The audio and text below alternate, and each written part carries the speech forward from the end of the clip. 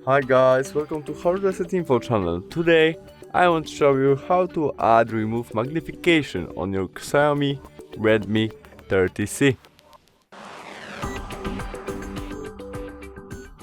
Firstly, you must open settings from main menu and now go to the additional setting where we have accessibility.